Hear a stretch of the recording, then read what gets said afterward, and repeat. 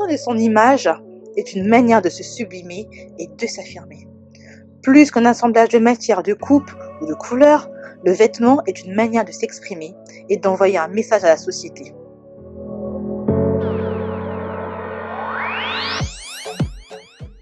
Encore faut-il envoyer le bon message, celui qui correspond à la personne que nous sommes au fond de nous.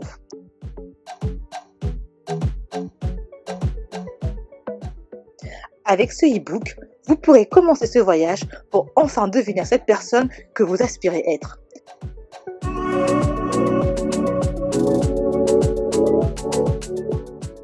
Laissez-vous guider avec bienveillance et boostez profondément votre confiance en vous. Bonne lecture!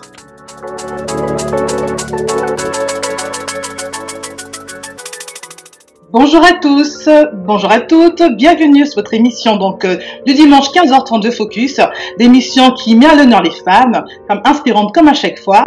Je suis Perle avec Linda aujourd'hui. Comme à chaque fois, on va recevoir une invitée exceptionnelle qui va nous partager son expérience sur une thématique bien précise.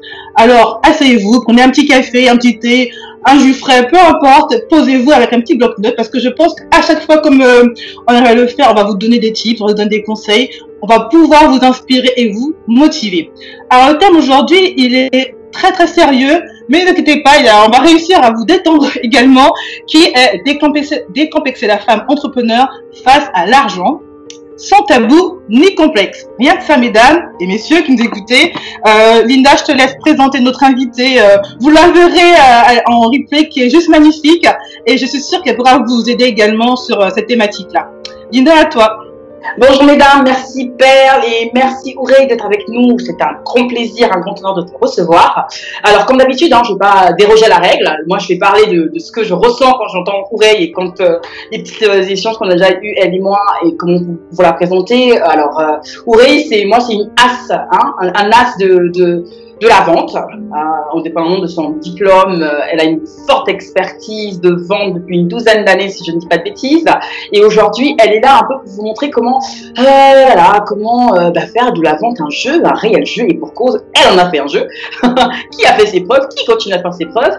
Et de cette expérience-là, on s'est dit que décomplexer justement la femme face à l'argent, il n'y avait que Ouray qui pourrait vraiment vous aider à être décomplexé par rapport à cela.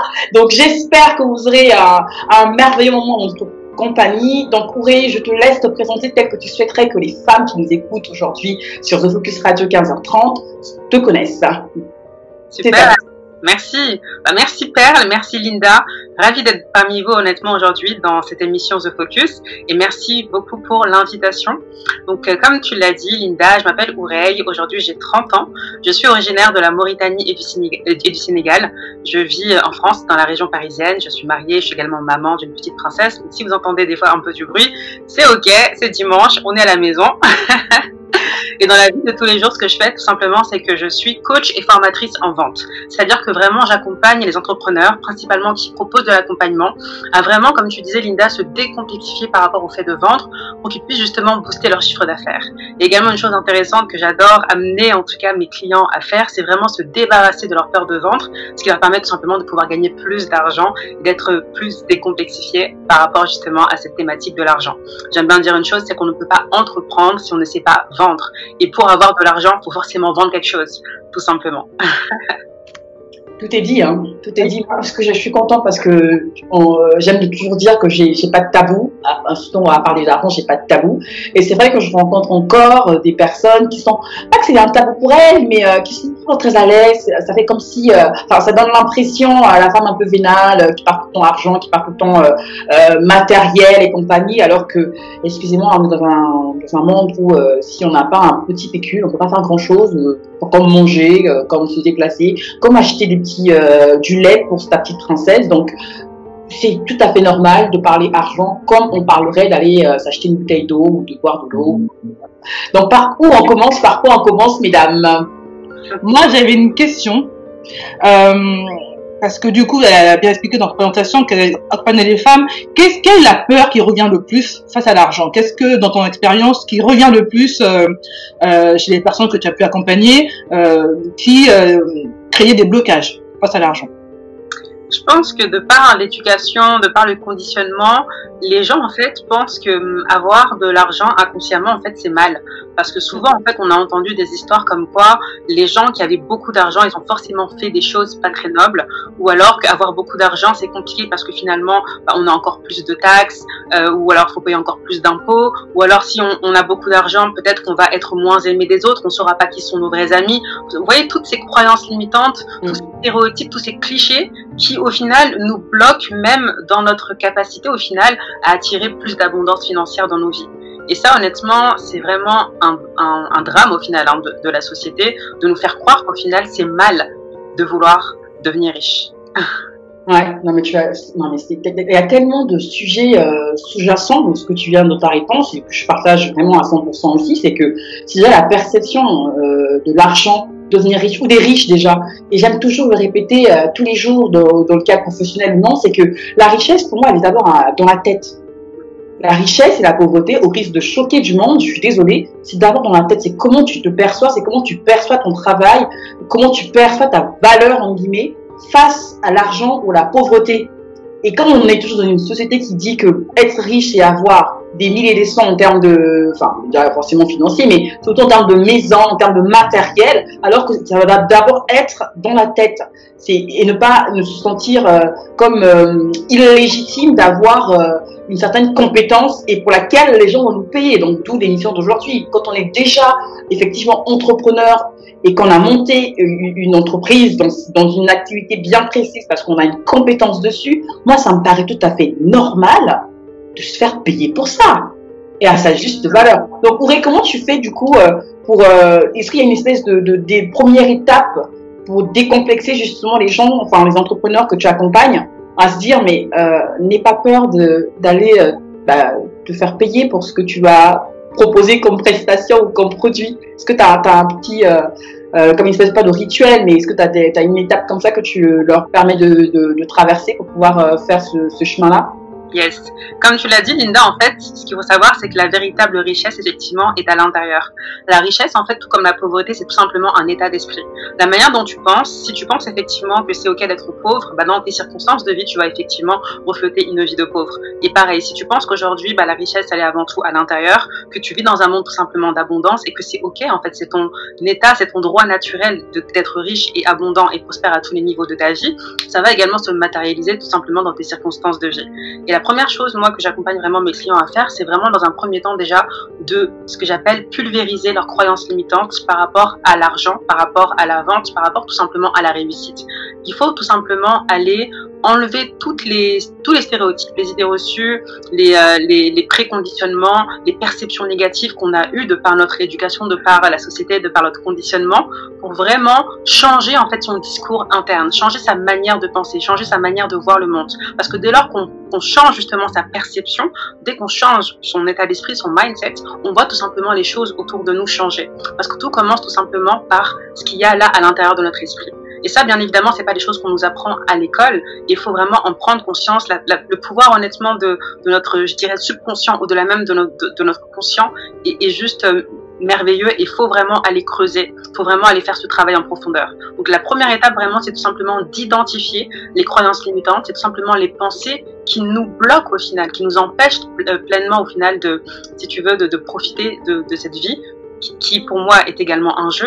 Si je parle de la vente est un jeu, faire du business c'est un jeu, mais la vie également c'est un jeu. Donc si la vie est un jeu, jouons. Et on peut jouer tout simplement à un merveilleux jeu quand on comprend qu'on est aux commandes de ce jeu-là, quand on reprend tout simplement notre pouvoir, quand on reprend le contrôle sur notre état d'esprit, qu'on arrête tout simplement de laisser les autres tout simplement nous nourrir de préconditionnement et de mauvaises graines au final, et qu'on reprend le contrôle tout simplement sur notre manière de penser pour avoir une vie plus alignée à qui on est véritablement. Mais ce qui est sûr, c'est que j'aime bien dire à mes clients, c'est que en fait avoir de l'argent c'est ok, entreprendre pour de l'argent c'est ok. Généralement j'entends des gens dire oui mais moi j'entreprends pas pour l'argent, et je dis mais ça c'est du bullshit, clairement c'est des conneries. Arrête de raconter des conneries, parce que si tu es entrepreneur c'est que tu veux gagner de l'argent, et c'est ok de vouloir gagner de l'argent. Et si tu ne veux pas gagner de l'argent, pourquoi tu lances une entreprise? Dans ce cas-là, lance une association à but non lucratif, comme ça tu fais pas d'argent et là tu es aligné, d'accord? Mais si tu es entrepreneur c'est pour gagner de l'argent. Donc, il faut juste être OK, l'assumer et tout simplement arrêter de se raconter des conneries, clairement.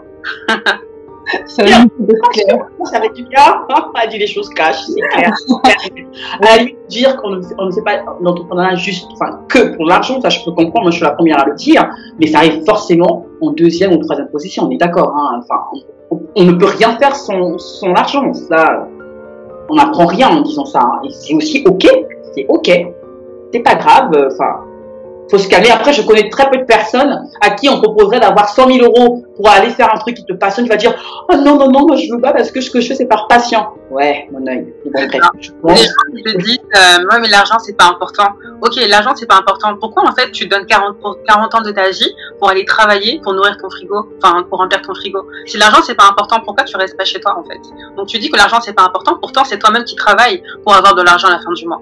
Au bout d'un moment, il faut juste remettre les choses dans le contexte. L'argent, c'est ok. Et les gens qui disent, des fois, j'entends des gens me dire, non, mais moi, dans tous les cas, l'argent, c'est pas le plus important. Le salaire que j'ai, il me convient, etc. Pour moi, ça, c'est être égoïste. Si tu veux pas plus d'argent, fais plus d'argent et l'argent supplémentaire, là, donne-le aux pauvres. Donne-le à des œuvres caritatives. Donne-le à des œuvres de charité. Impacte plus positivement le monde, tu vois. Et dire, moi, je veux pas plus d'argent dans ma vie, pour moi, c'est égoïste. Et en fait, c'est illogique. Parce que la vie, par définition, c'est abondance, tu vois, c'est croissance. Faut juste regarder la nature, hein. La nature, un arbre, il va pas se dire, bon, bah, j'arrête de croître. Non. Il croît jusqu'à tout simplement ne plus pouvoir croître, tout simplement. Et pourquoi, en tant qu'individu, on se limite? Parce qu'au bout d'un moment, tout simplement, il y a eu quelque chose qui a mal tourné. Il y a eu des conditionnements, il y a eu des idées limitantes qu'on nous a mis, tout simplement, dans notre esprit, pour nous empêcher justement d'utiliser pleinement notre plein potentiel. Totalement. J'aime beaucoup le discours, effectivement. Quand on parle d'entrepreneuriat, on parle souvent, il y a l'argent, il y a le côté technique, commercial, tout ça, tout ce qu'il faut mettre en place pour pouvoir avoir de l'argent. Mais au final, au tout début, il y a le mindset. On en parle tout à l'heure du côté, on va dire, conditionnement, la société. Mais on a quand même bien l'impression, parce que moi, j'avoue que je suis pas entrepreneur, hein, c'est un peu Linda ne tape pas tout de suite, que tous les matins me lance un business plan. C'est vraiment que la mentalité anglo-saxonne et la mentalité francophone est totalement différente. Moi, par exemple, depuis, à la base, j'ai un blog mode et lifestyle et tout. Enfin, vraiment, quand j'ai commencé à me former, j'ai vraiment commencé à avoir un peu l'éventail d'offres qui étaient proposées. Et c'est vrai que les anglo-saxons ont une manière décomplexée de parler d'argent, de business. Ils y vont, ils vont vraiment, et sans problème. Là où le francophone va avoir un peu plus de mal. Et je me rappelle d'avoir acheté une formation d'une jeune entrepreneur qui était vraiment sur Pinterest, c'est vraiment très bien fait, qu'elle vendait, mais à un tout petit prix d'ailleurs. Elle le redit à chaque fois, mais quelle erreur. On parlait un petit peu sur le pricing, justement, de dire qu'au début, on a peur finalement de proposer un prix qui correspond au travail qui a été fait, parce que c'est vraiment un super travail bien documenté, qui moi aujourd'hui mes chiffres Pinterest ont explosé juste au suivant, et je me rappelle j'ai payé je crois même pas 20 € la formation, mais c'était mais bradé totalement, et elle le redit aujourd'hui, mais quelle erreur. Tu le vois aussi toi dans tes coachings, des personnes qui se lancent, qui ont une bonne offre, qui ont un bon produit, mais qui n'osent pas mettre le bon prix, juste en disant mais personne ne donnera ce prix là parce que c'est trop cher. Et comment tu fais justement pour essayer de modifier leur état d'esprit et de leur dire non, il faut y aller? Il y a ce fameux syndrome de l'imposteur. Effectivement, généralement, le syndrome de l'imposteur, c'est tout simplement quand on se lance, en fait, on se sent en fait illégitime. On a l'impression tout simplement qu'on va un peu proposer, on va dire en tout cas que l'offre qu'on propose, on va estimer, on va s'imaginer qu'elle n'est pas à la valeur ou à la hauteur par rapport à un prix qu'on pourrait demander. Et c'est vrai qu'il y a beaucoup d'entrepreneurs, quand ils se lancent, ils mettent tout simplement un petit pricing, parce qu'ils se disent comme ça, en fait, je n'aurais pas l'air d'être un imposteur et je pourrais mieux vendre. Ce qu'il faut savoir, c'est que l'argent, ce n'est jamais un problème. Les clients, ton client idéal, peu importe le prix que tu vas mettre, il sera toujours prêt à payer le bon prix. Quand tu as des gens qui commencent à négocier, à te demander est-ce que tu peux faire une réduction, etc., c'est que c'est pas ta cible idéale. Et c'est ok tout simplement de leur dire écoute, tu n'es pas ma cible idéale, et moi en tout cas par rapport à ce que je propose, je ne compte pas ou je ne veux pas en tout cas diminuer mon offre pour tout simplement te faire plaisir. Mais ça, il faut effectivement connaître sa valeur. Il faut du coup avoir une haute estime personnelle. Et généralement, le syndrome de l'imposteur, du coup, quand les gens price petit, c'est parce qu'en fait, ils ont un manque de légitimité et une faible estime d'eux-mêmes, parce que quand ils se lancent, en fait, comme c'est quelque chose de nouveau qu'ils n'ont jamais fait, ils se sentent pas en fait à l'aise. Et tout simplement, l'idée, en tout cas pour pouvoir s'en débarrasser, c'est déjà d'augmenter au final son estime personnelle, également augmenter sa confiance en soi, d'aller regarder un peu quels sont les succès qu'on a eu dans son passé. C'est pas parce que tu te lances que ça veut dire que tu es nul, c'est tout simplement que c'est une nouvelle expérience, mais forcément, tu ne sors pas de nulle part, on va dire, tu t'improvises pas.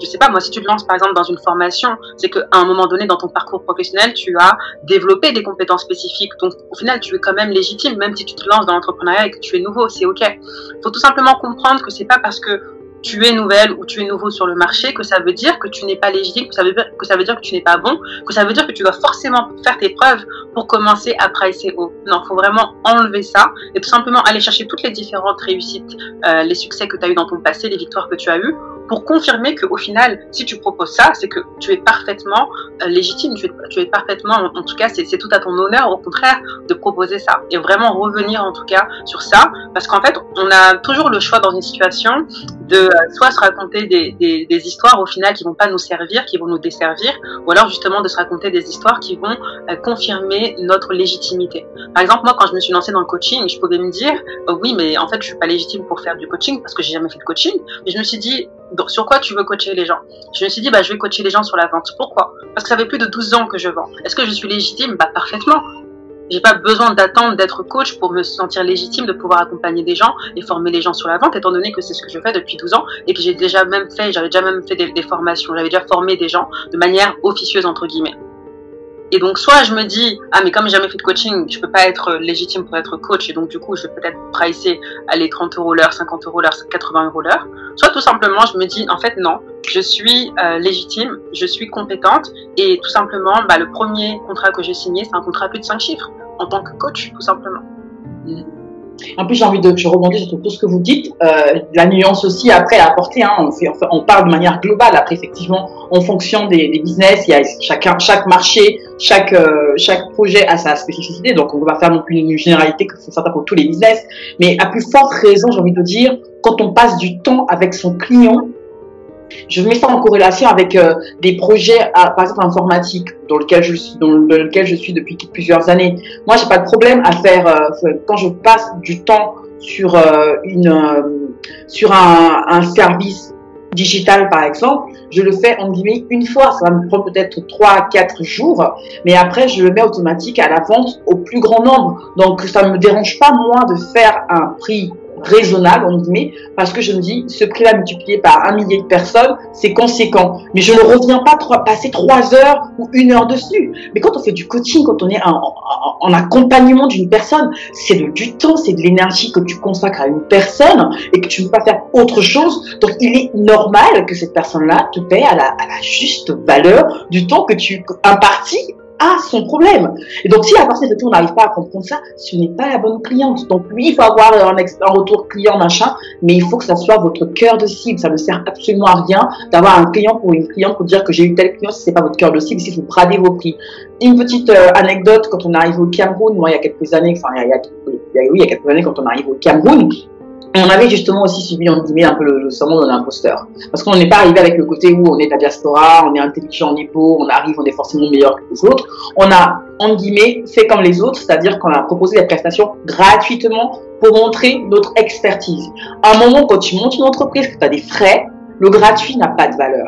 D'accord, même quand on monte un projet, les gens sur place avaient tendance, en tout cas les clients avaient tendance à nous dire oui, mais on ne sait pas ce que vous valez, faites-moi un projet d'abord gratuitement et puis si dans 3 mois ou dans 6 mois ça marche, je vous paierai, ou on fait un partenariat, tu me fais cette application mobile gratuitement et puis quand ça va donner, générer de l'argent, on se répartit les gains à hauteur d'eux. Donc on est tombé dans le piège, il fallait bien faire l'expérience. Donc on était partenaire sur des projets à gros potentiel, il faut pas non plus se le cacher, à très gros potentiel, mais qui d'un point de vue vente ne se réalisait jamais. Donc on avait 15, 30, 25% à peu près d'un projet, mais qui valait peanuts. Et au bout de 6 mois, au bout de mois, je me suis dit non mais à un moment d'un point de vue commercial, c'est juste pas possible quoi, c'est incohérent, c'est inconcevable. On a coupé le truc, on s'est dit vous voulez bosser avec nous, vous payez. C'est aussi simple que ça. Donc, ça a duré 1 mois ou 2 mois où tout le monde tourne un peu la tête, le dos en disant, mais attends, qu'ils se prennent, on a eu un peu droit à tout. Et quand on a réussi à faire payer un client qui avait vraiment besoin de cette expertise-là, qui pendant 6 mois, il a essayé de nous faire la même chose de partenariat. Ensuite, on lui a fait comprendre qu'on a des frais, on met des ressources humaines pour ce projet-là, ressources humaines que nous, on doit payer. On a les bureaux, ça implique des frais, on ne peut pas vous faire ça gratuitement. Donc, quand la personne a payé, ça a débloqué, et je te rejoins, ça a attiré d'autres clients qui ont payé. Donc, c'était normal. Vous faites appel à telle structure, vous allez forcément payer. Ce qui paraissait anormal pour eux au départ.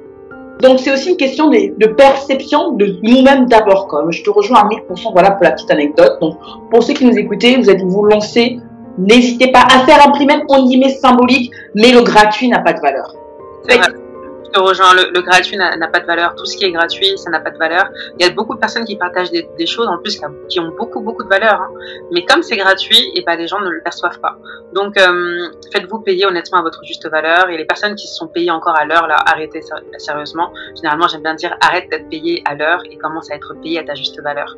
Et ta valeur, c'est à toi de l'estimer au final. On a tous une valeur qui est inestimable. Mais bon, si tu penses que ta formation vaut, je sais pas moi, 500 €, bah écoute, c'est ton choix. Si tu penses que ta formation vaut 2000 €, c'est également ton choix. Dans tous les cas, il n'y a que toi-même qui sais quelle valeur vraiment ce que tu proposes, ce que tu offres au final vaut, tout simplement.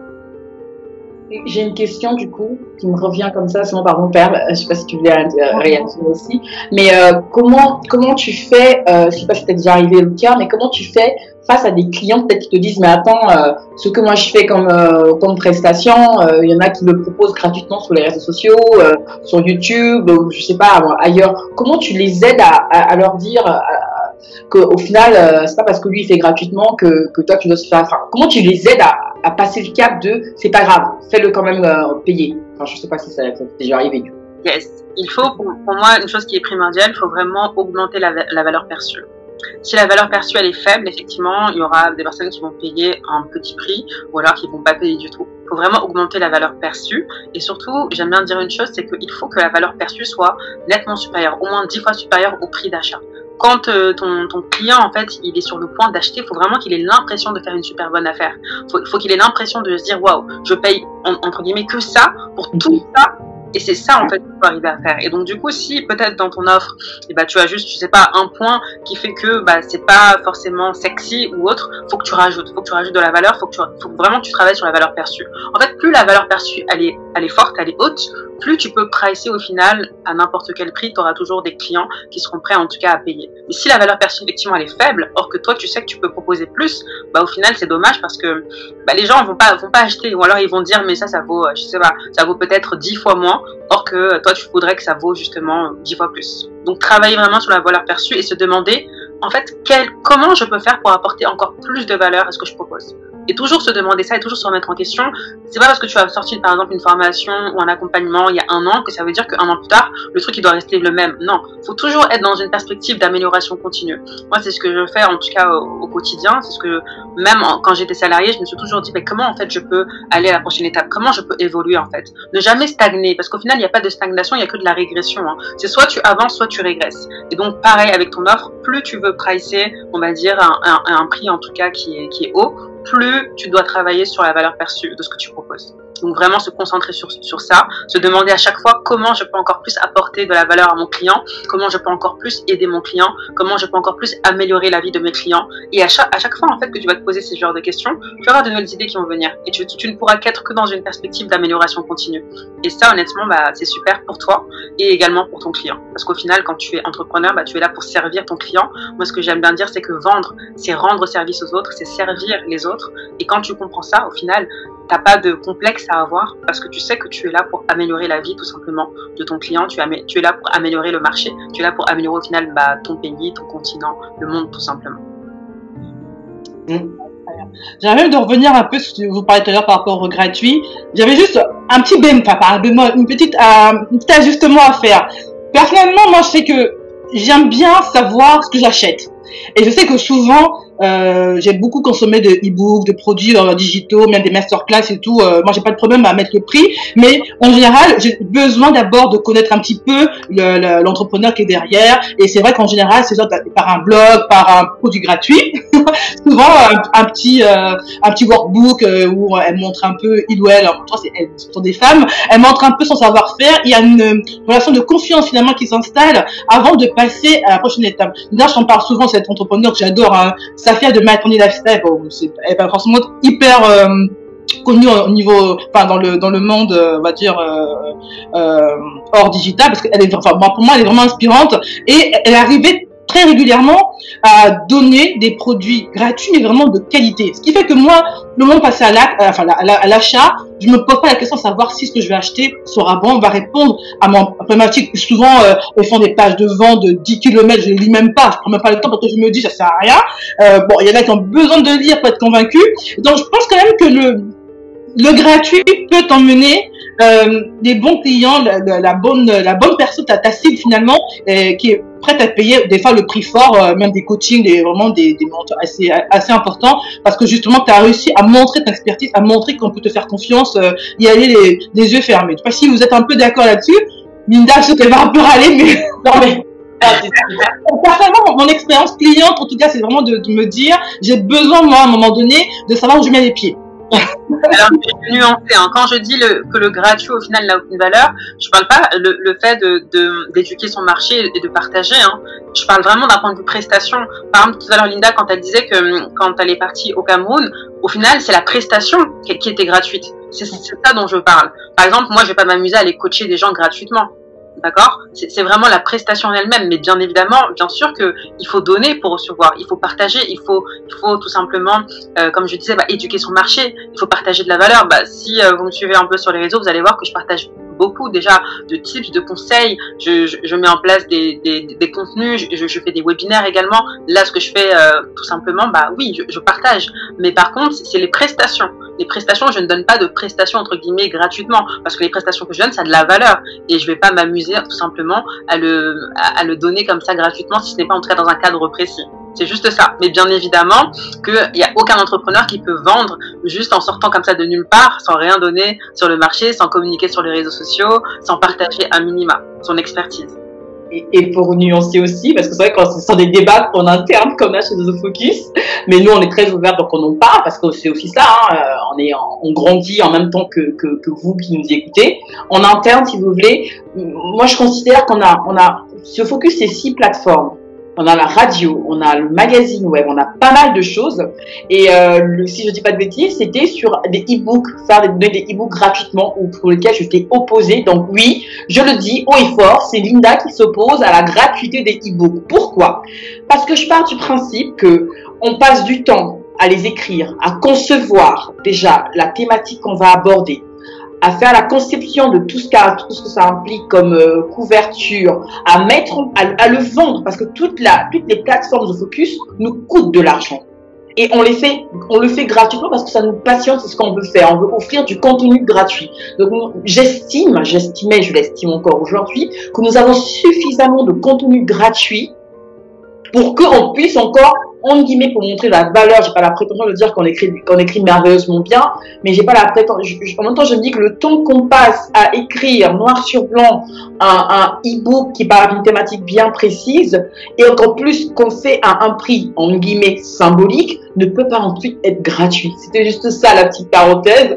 Du coup, on a réussi à trouver à trouver le juste milieu, à les faire payants, mais avec un prix, comme je le disais, accessible tout le monde, quoi. Voilà, c'était un peu la petite parenthèse. C'est ok, il y en a plein, il y a des e-books gratuits bien évidemment, il y a également des e-books payants, et effectivement, si tu as passé du temps en tout cas pour proposer vraiment un e-book de qualité, pas juste, parce qu'en fait il y a différents types de e-books. Il y a des e-books tout simplement juste pour ce qu'on appelle, c'est un peu pour attirer au final des conseils. Donc ça, c'est des e-books gratuits, oui, téléchargez votre e-book en échange de votre adresse email, etc.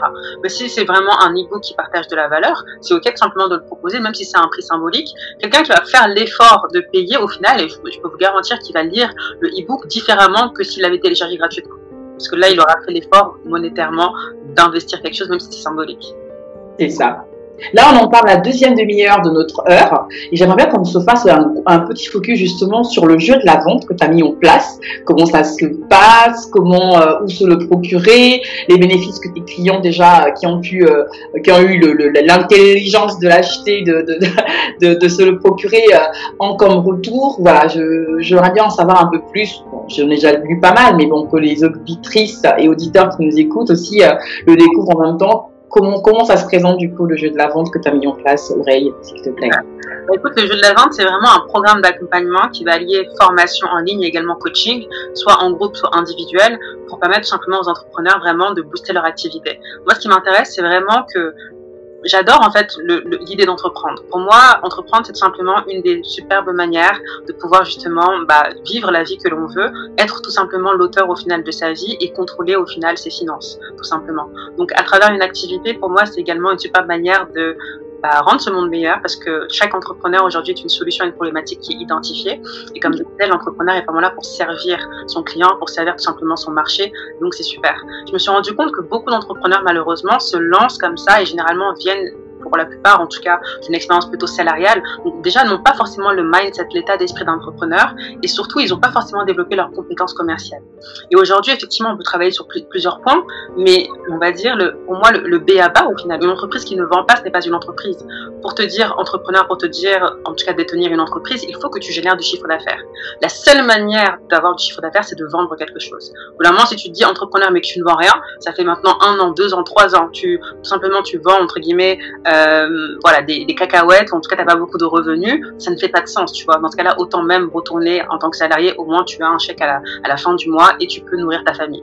Donc j'ai vu tellement d'entrepreneurs sur le marché qui malheureusement avaient des super beaux concepts mais qui n'arrivaient pas justement à faire débloquer un peu leurs finances, à développer vraiment leur chiffre d'affaires. Je me suis dit ok, toi tu es doué justement par rapport à la vente, étant donné que ça fait maintenant pas mal d'années où tu as accompagné les entreprises, en tout cas à développer leur chiffre d'affaires et en France et à l'étranger, pourquoi pas accompagner justement ces entrepreneurs-là à développer vraiment leur entreprise, parce qu'aujourd'hui, une fois de plus, oui, la vente, c'est le nerf de la guerre. Et effectivement, si on n'a pas de chiffre d'affaires, on n'a pas d'entreprise, tout simplement. Et moi, ce qui est intéressant, c'est que dans mon parcours, effectivement, j'ai fait une école de commerce international, j'ai travaillé pendant plusieurs années tout simplement pour différentes startups dans le digital, j'ai aidé plusieurs entreprises à développer leur chiffre d'affaires, des millions même de chiffre d'affaires.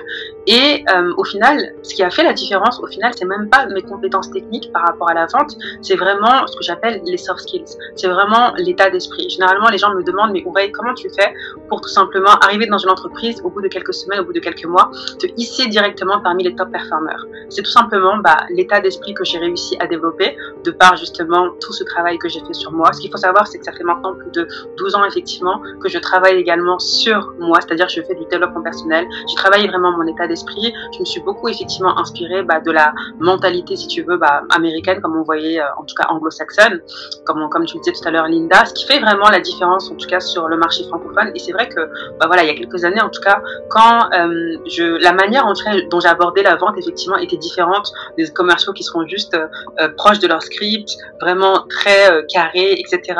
Et aujourd'hui, je suis là en mode, mais en fait, le comment, en fait, on s'en fout. J'ai pas besoin de script de vente, j'ai pas besoin d'avoir une technique spécifique. J'ai tout simplement besoin d'être moi, d'être qui je suis. Et au final, ce que les gens vont acheter, peu importe aujourd'hui ce que vous vendez, que vous vendiez des produits ou des services, ce que les gens vont acheter avant tout, c'est vous. C'est qui vous êtes. Donc l'importance vraiment de travailler sur soi, l'importance de se connaître, l'importance d'avoir une haute estime personnelle, l'importance également de savoir communiquer, tout simplement, de savoir également faire preuve de persuasion, de poser les bonnes questions, de s'intéresser à son interlocuteur, de développer une personnalité plaisante. C'est tout ça au final qui font que vous allez vendre tout simplement avec beaucoup de facilité.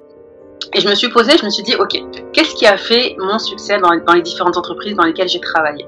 Et tout simplement grâce à on va dire toutes mes réussites, en faisant vraiment cette introspection, j'en ai sorti une méthode que j'ai intitulée du coup le jeu de la vente, parce qu'effectivement pour moi la vente est un jeu, est un superbe jeu où quand on a les cartes en main, au final on peut vraiment jouer à ce jeu, on peut y prendre plaisir, on peut arrêter vraiment d'être complexé par rapport justement au rejet. Vous savez, la principale peur au final des entrepreneurs, c'est qu'on leur dise non, au final, parce qu'ils prennent ça comme un rejet. Ils ont l'impression au final que quand on leur dit non, c'est à eux-mêmes qu'on dit non.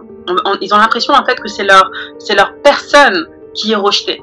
Il faut vraiment tout simplement se défaire au final de ça pour vraiment vivre son aventure entrepreneuriale de la plus belle des manières et surtout être décomplexé justement de ce nom. Et moi, c'est vraiment le point, en tout cas, un des points principaux que j'ai observé par rapport à l'entrepreneuriat, par rapport aux entrepreneurs. Et ce qui est intéressant, c'est que quand on déconditionne un peu la manière de penser un peu en mode pilote automatique qui nous a été inculqué une fois de plus par la société, par notre conditionnement, par notre éducation, par le passé, etc.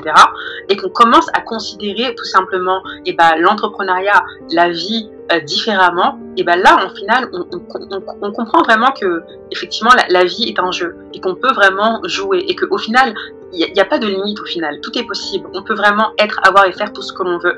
À partir du moment où on prend vraiment contrôle au final sur notre manière de penser et qu'on est conscient au final qu'on a ce pouvoir-là. C'est-à-dire que la vie, on n'est pas des victimes. Les choses à l'extérieur ne viennent pas comme ça par hasard on se dit ah mais c'est je sais pas, c'est le destin. Il y en a qui disent ça un peu les fatalistes, c'est le destin. Non, c'est pas une question de destin. Le destin, tu peux le provoquer. Tu as le pouvoir sur ton destin, tu vois. Mais encore faut-il que tu comprennes que tu es tout simplement l'auteur. En fait, de la même manière que quelqu'un, je sais pas moi, un artiste par exemple, il va peindre une toile, il va par exemple créer une chanson, etc. On a également ce pouvoir-là de créer notre vie comme on le veut, si on comprend le pouvoir qu'on a, tout simplement. Bref, tout ça pour dire que le jeu de la vente, en tout cas, c'est vraiment là pour accompagner les entrepreneurs à s'amuser, à vendre, à prendre du plaisir en vendant, à se défaire de leur peur de vendre, à être OK et aligné avec le fait de gagner de l'argent, à vraiment s'amuser dans leur aventure entrepreneuriale pour justement qu'ils puissent booster leur chiffre d'affaires et vivre une vie au final épanouie, prospère et abondante à tous les niveaux. Et pour moi, c'est important également de réussir sa vie personnelle et professionnelle et également spirituelle, mais pas que la partie professionnelle. C'est vrai que généralement les gens pensent qu'on peut pas tout avoir. Et c'est marrant parce qu'aujourd'hui, moi du coup je suis une femme. Généralement les gens disent que je suis jeune et c'est pas pour autant que je me suis pas mariée, c'est pas pour autant que j'ai pas fait des enfants, c'est pas pour autant que je ne réussis pas dans ma vie également professionnelle. Et en fait, l'idée, le message, c'est tout simplement de se dire qu'en final on peut tout avoir. C'est pas juste je suis maman, et en fait non, je ne travaille plus, je n'entreprends pas, je m'occupe juste des enfants, ou alors je m'occupe juste de mon mari, ou alors si je suis salariée, je peux pas entreprendre en parallèle. Non, en fait tout est possible. Mais toi, qu'est-ce que tu veux, tout simplement. Et moi, je sais que je voulais réussir ma vie personnelle, je voulais également réussir ma vie professionnelle. Je voulais allier les deux et c'est que le début, tout simplement. Donc le meilleur reste à venir. Mais en tout cas, l'idée, c'est vraiment d'accompagner des femmes également qui ont cette envie, au final, d'allier leur vie personnelle et professionnelle et de réussir vraiment à tous les niveaux. J'ai la chair de poule. J'adore ce discours et c'est ce que tu dis vraiment. En plus, je le redis, mais elle est pétillante. Je vous invite à aller revoir, à aller voir le replay de l'émission parce que là, vous l'écoutez, mais tout ce qu'elle dit transparaît et c'est très beau parce que on s'est rendu compte avec Linda et Joël, depuis qu'on fait le focus, justement qu'on a cette thématique de positivité, d'inspirer les femmes, qu'on attire à nous, qu'on arrive à attirer à nous des femmes comme toi. Et ça me fait tellement, tellement plaisir de t'entendre dire cela, parce qu'on le martèle. Mais toi, t'es la persévérance. En fait, le focus, c'est toi. C'est vraiment le côté, la femme, la mère, la pro, tout est possible dès lors qu'on le veut. Et il y a toujours en filigrane une thématique chère à Linda, c'est vrai, se connaître soi-même, parce que tu l'as dit, qu'est-ce que tu veux? Qu'est-ce que tu veux de ta vie? Qu'est-ce que tu veux faire? Où veux-tu aller? Tu veux tout, le bas du beurre, tu peux l'avoir et y aller. Mais une fois de plus, il faut commencer par le début, c'est savoir ce qu'on veut faire de sa vie et le chemin qu'on aimerait parcourir pour y arriver. Mais vraiment, moi, je te remercie. Je pense que c'est le parfait extrait pour motiver les femmes et leur rappeler qu'effectivement, c'est possible et vraiment, bravo. Je suis sûre que tu vas aller loin. On te lâchera pas. Et c'est déjà loin. Mais c'est comme elle dit, c'est que le début. Sky is not the limit, actually. There is no limit. Il n'y a pas de limite. Il n'y a pas de limite. Et je suis d'accord. Moi, c'est comme tu le dis, c'est un sujet qui est très très cher, qui m'est très très cher. La connaissance de soi. Si tu ne sais pas qui tu es, au moins à un instant T, au moins à 50, 80%, parce qu'elle ne se termine jamais, cette connaissance de soi. Et heureusement d'ailleurs, parce qu'on évolue, parce qu'on avance dans le temps. Si tu ne sais pas à peu près qui tu es un tout petit peu, ça sert pas à grand chose. Et pour savoir, pour t'aider justement à savoir qui tu es, j'ai écrit un e-book dessus. Donc va sur la boutique de The Focus. Je te partage 4 astuces pour savoir qui tu es vraiment. Ça va t'aider, ça va vraiment t'aider. Et franchement, c'est passé de la théorie à la pratique concrètement. On a beaucoup abordé justement l'idée d'abondance avec l'argent. Quand tu sais quitter, tu sais ce que tu appelles abondance. Là où quelqu'un, peut-être que moi, je vais te dire, abondance pour moi, c'est 1 milliard ou 1 million de livres sterling, parce que j'aime bien la livre sterling pour le moment, c'est bah oui, c'est autant qu'à faire. J'ai pas eu encore de monnaie plus forte que la livre sterling, c'est également que je me trompe. Voilà, quand je te parle de 1 million de livres sterling, pour moi, c'est de l'abondance. Pour d'autres, ça va peut-être être 100 000 euros, d'autres, ça va peut-être être 1 million de dollars. Chacun a son niveau d'abondance. Ça ne fait pas pourtant de celle qui veut de 100 000 euros quelqu'un de moins ambitieux, ou ça ne fait pas de moi quelqu'un de trop, entre guillemets, gourmande. Chacun de nous a son niveau. Tu vas en faire quoi de ce milliard? Moi, je sais ce que je vais faire de ce million de livres sterling. J'ai des projets bien précis. Hein. C'est pas pour manger. On ne peut pas dépenser 1 million de livres sterling dans sa propre vie. On ne peut pas, concrètement, dépenser 1 million de manière intelligente en une vie. C'est pas possible, sauf si tu fais bêtement ou bref. C'est une question de vision. C'est possible. Oui, bah, juste au moment, j'allais y venir. C'est vraiment la vision que l'on a. Et alors moi, je suis un peu une fan de to-do list, de planification et compagnie. Et c'est vrai que souvent, ce qui va me manquer, et je travaille là-dessus, hein, c'est d'avoir une vision. Et je lis un livre en ce moment, vous le connaissez, c'est sur d'Anthony Robbins. Je pense qu'il est assez connu. Où justement, en fait, il demandait en fait aux gens de se voir dans 10 ans. Souvent on se projette sur l'année, sur ce qu'on va faire, mais peu de gens se projettent sur une décennie. Une décennie, c'est à la fois peu et beaucoup. En 10 ans, on peut faire énormément de choses et avoir un vrai plan de vie, pro ou personnel, hein, peu importe, qui nous amène d'un point A à un point B. Et il y a un plein qui se disent en disant mais oh bah finalement qu'est-ce que j'ai fait en 10 ans? Ben je n'ai rien fait. Et la vie, en coup de décennie, elle va passer et puis on va se dire mince. Ça y est, c'est la fin, mais trop tard quoi. Et j'ai envie une question justement de notre invité. Est-ce que tu as aussi cette partie-là dans ton coaching où tu essaies d'aider un peu les entrepreneurs à avoir justement une vision dans leur business ou même par rapport à leur mindset pour se projeter et avoir un vrai plan sur le long terme? Yes, carrément. Bah, si tu veux, moi, la première étape, c'est très simple déjà. C'est pulvériser ces croyances limitantes. Donc vraiment, enterrer tes vieux schémas de pensée, enterrer au final tes croyances limitantes qui t'ont au final bloqué en tout cas dans ton abondance, dans ta prospérité, qui t'ont donné les résultats que tu as aujourd'hui. Ça c'est vraiment la première étape. Et la deuxième étape justement, c'est de clarifier sa vision. Une vision claire au final, c'est ce qui va vraiment donner au final le mot d'ordre pour toute la suite. Quelqu'un qui n'a pas de vision ne peut pas vendre au final. Hein. Quelqu'un qui n'a pas de vision ne peut pas entreprendre de manière efficace. Effectivement, il faut avoir vraiment une vision à long terme. Donc effectivement, la deuxième étape, c'est vraiment de clarifier sa vision à court terme, à moyen terme et à long terme. Et à long terme, effectivement, il faut vraiment ne pas hésiter en tout cas à voir grand, à rêver grand. D'ailleurs, j'adore cette citation de Nelson Mandela qui disait qu'il n'y a aucune gloire à voir petit. Il n'y a aucune gloire à voir petit, donc il faut vraiment revenir au final à la base. Et comme tu disais Linda, quand tu sais en fait qui tu es, honnêtement, quand tu sais qui tu es, tu peux pas penser petit. Tu peux pas rêver petit. Tu peux pas aspirer à de petites choses. Parce que tu sais vraiment tout ce qui est possible, au final. Et je pense que même quand tu penses savoir ce qui est possible, tu ne sais même pas ce qui est vraiment possible. Mais vraiment, pour revenir vraiment à la base. Pour moi, également, cette notion de spiritualité, revenir à qui nous sommes, au-delà de ce corps physique. Ce qu'il faut comprendre, c'est que les gens, en fait, oublient qui ils sont. Les gens pensent qu'ils sont juste, voilà, ce corps. En fait, non, tu n'es pas ce corps. Ce corps est tout simplement un outil, un véhicule pour te permettre tout simplement d'exprimer ce pourquoi tu es venu ici, ta légende personnelle, ta mission, tu vois. Mais tu es beaucoup plus grand, beaucoup plus vaste que tu peux ne le penser. Et une fois de plus, les seules limites sont celles que tu t'imposes ou que les autres t'ont imposées. Tu vois, t'as tes parents, la société, une fois de plus, les médias, etc., qui te disent voici ce que tu peux devenir. Non, tu peux être une fois de plus beaucoup plus que ce que tu penses toi-même pouvoir être. Et il faut vraiment revenir en tout cas à cette notion de soi. Mais pour répondre à ta question, Perle, effectivement, la vision, c'est primordial. Pour moi, c'est vraiment la vision qui fait toute la différence. Et quand ta vision, elle est claire, quand en tout cas tu sais au moins où est-ce que tu te vois dans quelques années et que tu te donnes pas, en fait, tu te demandes pas comment tu vas faire. On s'en fout du comment. D'accord? Le comment, honnêtement, c'est l'affaire tout simplement de l'intelligence infinie, c'est l'affaire de la vie, de la source. Tu l'appelles comme tu veux, mais c'est pas ton affaire. Mais par contre, qu'est-ce que tu veux? Qu'est-ce que tu choisis tout simplement de devenir? Qu'est-ce que tu choisis de faire? Qu'est-ce que tu choisis d'être? Et ben ça part de toi. Et donc c'est à toi tout simplement de te dire, ok, voici ce que je veux faire, voici ce que je veux être, voici ce que je veux tout simplement donner dans les prochaines années. Et vraiment se dire que tout est possible. Je ne sais pas comment je vais faire et je m'en fous du comment, mais je vais le faire, un point c'est tout. Amen.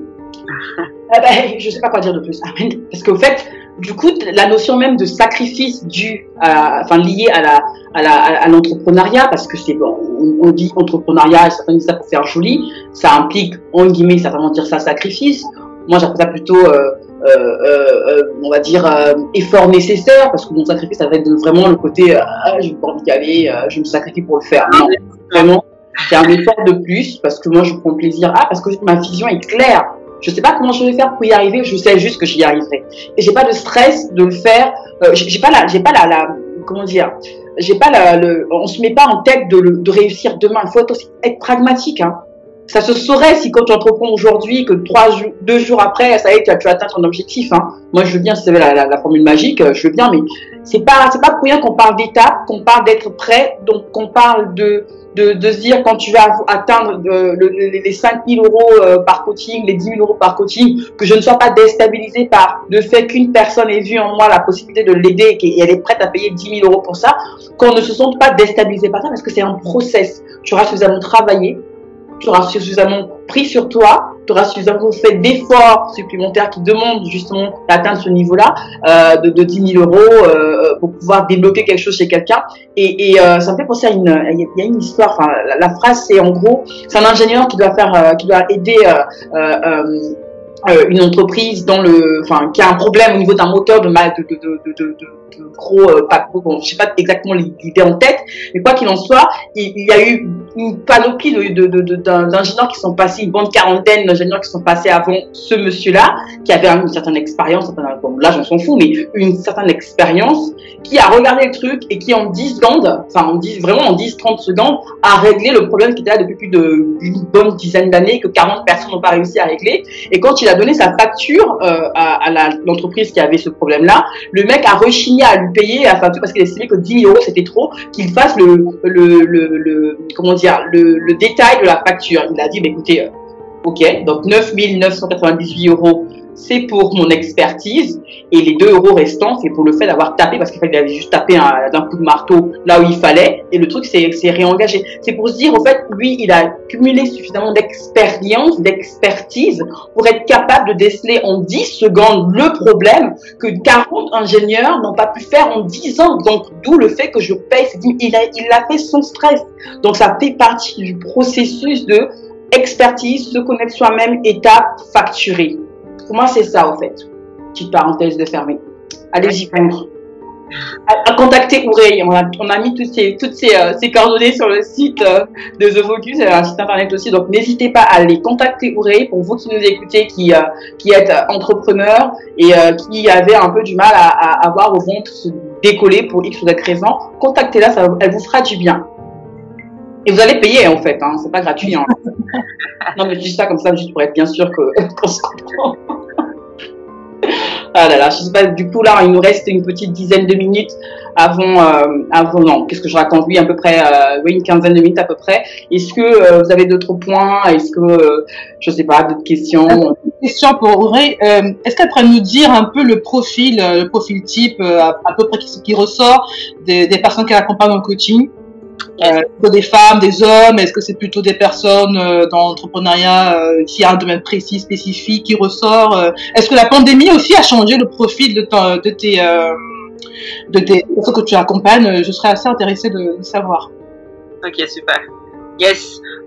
Du coup, par rapport en tout cas à la pandémie, on va dire que moi, je me suis officiellement lancée, en tout cas le programme, aujourd'hui, le jeu de la vente comme tel, comme je le vends aujourd'hui, il est issu tout simplement de la pandémie. J'ai lancé ça en mai 2020, donc ça fait un peu moins d'1 an. Avant ça, je faisais tout simplement du coaching, mais individuel. J'accompagnais vraiment les gens individuellement en fonction de leurs besoins. Donc voilà. Et sinon, par rapport au type de personnes que j'accompagne, c'est principalement des personnes au final, aujourd'hui, des entrepreneurs en tout cas qui proposent de l'accompagnement. Ça peut être des femmes et des hommes, j'avoue, j'accompagne quand même pas mal de femmes, mais j'ai quand même également des clients qui sont hommes, qui ont une expertise, qui veulent justement promouvoir et qui galèrent au final à faire décoller vraiment leur vente. C'est vraiment ça. Mais surtout des personnes qui sont ambitieuses, qui savent que aujourd'hui, ok, je n'arrive pas à vendre, mais je sais que je peux vendre, je sais que je vaux plus que ce que j'ai aujourd'hui. Je mérite en fait plus. Et surtout des personnes qui sont ouvertes, parce que moi aujourd'hui, une fois de plus, j'aime bien dire une chose, c'est que si tu cherches juste de la technique, si tu cherches juste à comment vendre, va sur Google, va sur YouTube. Honnêtement, tu tapes comment vendre, t'as plein de comment, t'as plein de techniques. Par contre, si tu veux vraiment changer ta manière de penser, changer ton état d'esprit, changer ton mindset, parce que tu comprends qu'aujourd'hui, les gens qui vont acheter, c'est avant tout toi, c'est ta personnalité, c'est ce que tu dégages, c'est ce que tu incarnes, c'est ta vision, c'est ton authenticité, c'est ton sourire, c'est ta manière de poser des questions, c'est ton assurance, c'est ta confiance, c'est ta prestance, c'est tout ça.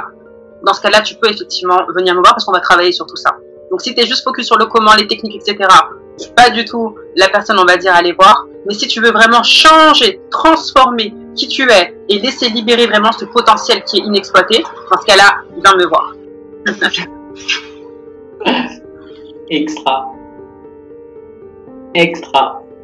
Je sais pas si tu as d'autres... ouais, non, mais c'est... Ah là là, c'est beaucoup de... En fait, ce sujet-là, on aborde tellement d'autres sujets encore... ouais, je vais y arriver. D'autres sujets, juste, ça se bouscule dans ma tête parce qu'on aborde effectivement se connaître soi-même, décomplexer par rapport à l'argent, faire monter son business, développer son mindset, modifier son mindset. Et c'est quelque chose qui se fait sur du long terme. Moi, j'aime bien l'idée, comme d'habitude, d'accompagnement. Et c'est vrai que... Et du coup, ça, en moyenne, bon, j'imagine que c'est peut-être en fonction du profil de la personne, Aurélie, tu me diras. Mais en moyenne, du coup, un accompagnement dure combien de temps? L'accompagnement dure 6 semaines. 6 étapes, 6 semaines pour transformer sa vision de la vente et développer tout simplement son chiffre d'affaires. D'accord.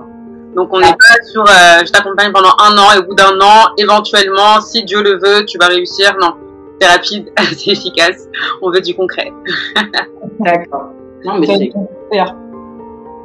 extra. Moi, je crois que, ouais.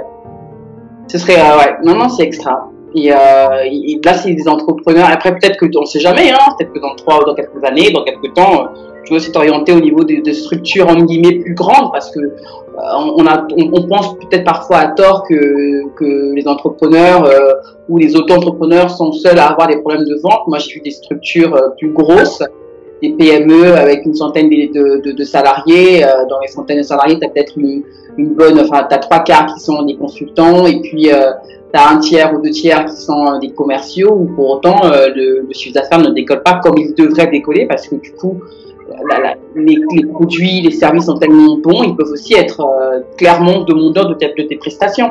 Donc, essayez aussi d'aller voir de ce côté-là, hein, c'est-on jamais. D'ailleurs, tu vas coacher les gens d'entreprise. Parce que j'arrête pas de le dire, moi je suis très pragmatique aussi de mon côté argent. Là où effectivement un particulier, la force financière d'un particulier, je dis n'importe quoi, peut être de 5 000, 3 000, 10 000, 6 000 euros, un peu moins. Une entreprise, avec tout ce qu'on connaît pour le cadre des formations, peut avoir en plus bénéficié avec l'ancien, ça s'appelait le DIF, il y a un nouveau nom maintenant. Pardon? Voilà, c'est ça. Donc moi j'aime beaucoup orienter parce que j'ai l'opportunité au fait même dans l'entreprise on a reçu pas mal de coachs et de dire justement de aussi voir de ce côté-là, le côté entreprise parce que le besoin est aussi au niveau des entreprises et une entreprise payer 4 000, 5 000 euros quand on bénéficie de ce type de prestations prises en charge par l'État en plus, c'est au final ne pèse pas beaucoup dans son budget formation et puis surtout ça te fait un revenu récurrent presque sûr et tu vas même arriver à un niveau où tu n'auras plus le temps de pouvoir prendre tout ça de potentiels clients parce qu'une entreprise, les entreprises aussi elles parlent entre elles, c'est des entrepreneurs derrière aussi qui ont des entreprises qui sont plus ou moins à taille moyenne. Moi je parle de ça parce que j'en connais au moins une qui serait pour ce type de prestation-là et qui serait prête à mettre 5 000, 6 000 euros s'il le faut pour pouvoir booster ses ventes, quoi, en formant les commerciaux internes ou en ayant clairement cette personne-là en plus dans ses effectifs, en guillemets, indépendants ou prestataires. Je dis ça comme ça, mais ça peut être aussi une bonne cible pour les entrepreneurs coachs qui nous écoutent en ce moment. Voilà. Bah, en fait, je propose également des formations pour des équipes commerciales, également des entreprises. Je suis moi-même organisme de formation professionnelle et justement mon accompagnement peut être financé par le CPF. Donc si vous écoutez effectivement aujourd'hui cette émission et que vous avez un CPF, sachez que vous pouvez effectivement vous faire accompagner par mes services à travers justement le CPF. Mais moi, ce qui me tient vraiment à cœur, honnêtement, c'est d'aider au final les entrepreneurs qui galèrent, parce que je sais vraiment à quel point c'est pas évident quand on est tout seul au final de faire décoller ses ventes. C'est vraiment en tout cas cette mission-là qui me tient à cœur, mais j'avoue que si honnêtement je me focalise que sur la partie financière, bien évidemment avec les entreprises, honnêtement il y a vraiment de quoi faire. Et ce qui est intéressant, c'est que tout le monde vend, toutes les entreprises vendent, et je connais aucune entreprise qui va se dire non, je ne veux pas augmenter davantage mon chiffre d'affaires. J'en ai eu un, moi, qui m'a fait ça. J'ai rigolé, j'en ai eu un qui m'a dit ça clairement. Parce qu'après, derrière, on en parlait j'en parlais d'ailleurs au début de l'émission, par rapport aux impôts, si je viens trop riche, payer les impôts et compagnie. Ça aussi, ça fait partie vraiment des idées préconçues et limitantes, parce que oui, tu vas payer les impôts, mais tu vas payer les impôts que tu voudras, enfin le montant des impôts que tu voudras payer. Là, je ne suis pas à la limite de la légalité, hein. C'est qu'aujourd'hui, les grosses structures qui payent très peu d'impôts, oui, d'un point de vue éthique, on va dire que c'est pas normal, machin, mais elles ne sont pas dans l'illégalité. On paye les impôts sur son bénéfice. Si tu fais un chiffre d'affaires conséquent et que tu peux prouver que tu as eu à financer à hauteur de temps pour ton entreprise, tu vas être indexé sur ton bénéfice. Donc, moi, je trouve que c'est encore un autre sujet, un autre débat. Se limiter parce que tu vas pas payer plus d'impôts, ça n'a pas de sens, quoi. Enfin, perso, ça n'a pas de sens. Mais bon, bref. Ça engage que moi, je suis une tarée. Il faut savoir, c'est que les gens qui gagnent le plus d'argent, ce sont ceux qui payent le moins d'impôts. C'est ça. On fait quelque chose. C'est ça.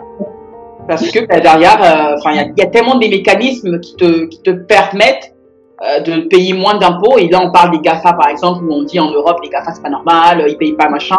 Oui, d'un point de vue éthique, c'est pas normal, mais il y a eu des lois qui font en sorte qu'ils respectent ces lois-là. Et ils sont pas dans l'illégalité, pardon, mais c'est vrai que juste d'un point de vue éthique, les gens n'aiment pas trop parce que ils payent pas grand-chose, c'est pas normal. Ça, c'est encore un autre débat, je pense. Oui, c'est plutôt un débat, je dire, plutôt français qu'européen. Oui. Ouais, effectivement, le rapport à l'argent, le rapport aux riches, être riche c'est mal, on parle de bénédiction, et t'as totalement raison, c'est totalement légal de ce qu'ils font, il n'y a rien d'illégal, mais sauf que c'est mal perçu. Mais tant pis. Je pense que les gens comme Google, les patrons de Google de bien dormir. Hein. Et en plus, juste pour un mot de fin, je vous laisserai le faire, moi je veux juste rebondir sur le fait qu'il y a trop de pression aussi sur la femme. Moi, ça me fatigue aussi parfois d'entendre un peu d'autres femmes, certaines femmes, ou certains, enfin en grande majorité aussi des hommes, se dire que une femme qui en veut trop aller dans l'angle, aller à l'écro, mais d'une manière tellement vive, enfin voilà, c'est tellement comment dire ça, c'est tellement banalisé et puis il te dit de manière, enfin c'est comme si c'était sale pour une femme de vouloir gagner sa vie de manière en guillemets abondante, ça fait trop. Et moi, c'est un peu énervant, fatigant de voir ça, parce que quand on sait ce que les femmes sont capables de faire, et quand on voit ce qu'elles font avec l'argent, parce que ça se voit, hein, je veux dire, elles investissent, elles font du bien réellement autour d'elles. Je vais caricaturer, on a rarement vu une femme tellement riche qu'elle se prenne 2-3 amants, pourtant l'inverse, on le voit. Ça, je caricature, voilà, un homme qui est pété de thunes, pour parler de manière un peu crue, va avoir plusieurs maîtresses. Une femme va aller investir dans d'autres projets en général. Au pire, elle s'achète 2-3 sacs de plus, mais elle ne fait pas concrètement, directement du mal à son conjoint en allant prendre un énième amant ou je sais pas trop quoi. C'est mon petit coup de gueule de fin. Donc oui, les femmes, n'ayons pas honte, n'ayons pas peur d'aller choper des sous, parce que nous, au moins, on sait ce qu'on peut en faire de constructif pour tout le monde.